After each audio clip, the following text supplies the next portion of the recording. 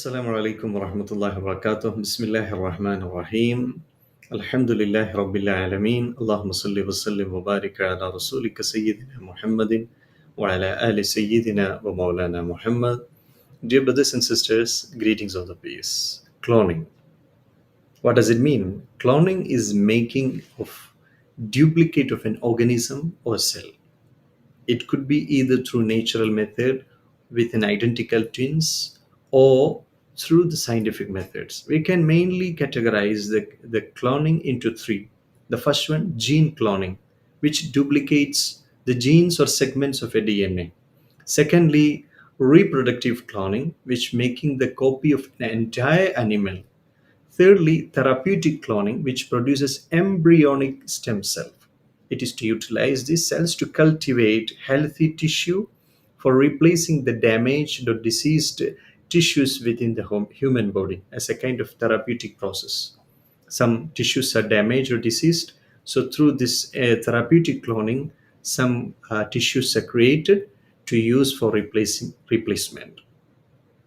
A notable example of the cloning is the dolly, a sheep, the first mammal cloned from an adult somatic cell. Human cloning is often called as a reproductive cloning, that is, making the identical copies of the people. There are two main ways to do reproductive cloning. The first one, somatic cell nuclear transfer. Somatic cell nuclear transfer, SCNT. This method is by moving the nucleus of a body cell into an egg which is without a nucleus, and a nucleated egg to which a nucleus of a body cell is planted, moved. When these cells come together, they create an embryo that can be put into the womb of a female womb. Then a birth happens, the birth of a clone happens.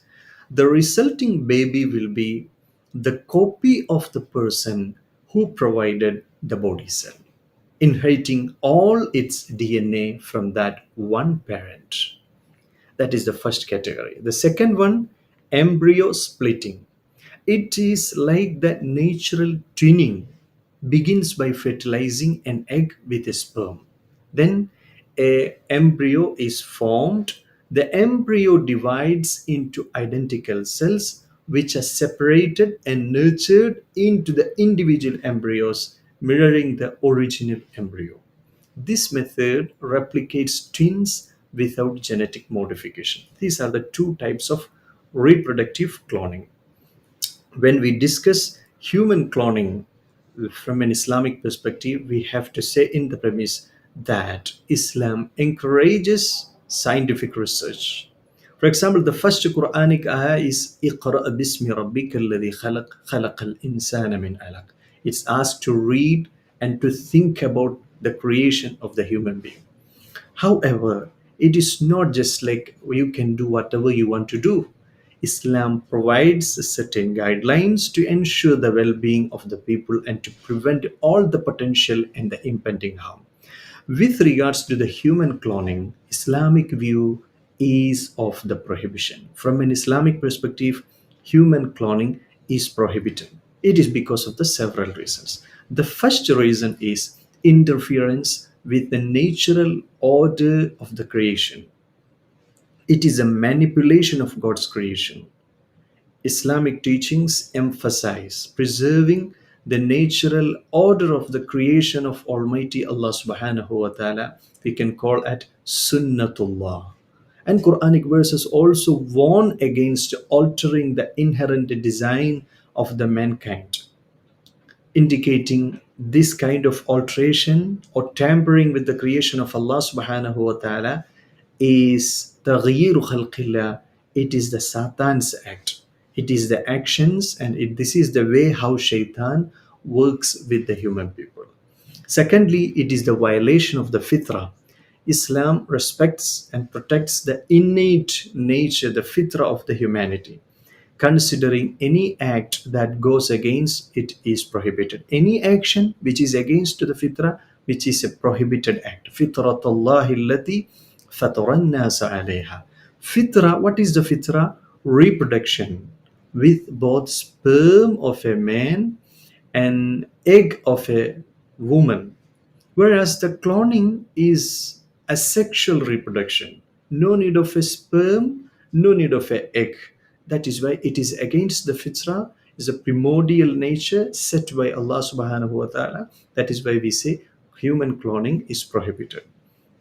Thirdly, it is the violation of the human dignity. Human cloning undermines the inherent dignity. وَلَقَدْ كَرَّمْنَا بَنِي Adam. Allah subhanahu wa ta'ala honored the human being. So it is the undermining the dignity of the individual by treating the humans just like a commodities and objects of the experimentation. Fourthly, Islamic law permits procreation solely within the bonds of a lawful marriage. It is against the concept of family from an Islamic perspective to have baby outside the wedlock, from outside the marital bond. Human cloning produces children out of the marital bond. Fifthly, cloning disrupts the concept of lineage and the family ties, the nasab. Cloned one is the offspring of the donor of the body cell, or it is the sibling, brother, sister, or the self itself. Who is it? So it disrupts the concept of the lineage. Sixthly, commercialization of the gene. There is a risk of exploiting the selected genes, for example, the famous people for the commercial gain, potentially leading to the commodification of the human genetic material. Seventhly, commercial use of the uterus. Cloned embryos still require a uterus for the gestation. So there is a chance of commercialization of the use of the uterus. In summary, human cloning is haram, it is prohibited in Islam because of the theological reasons, juridical reasons, ethical reasons, social concerns, psychological reasons, and scientific reasons.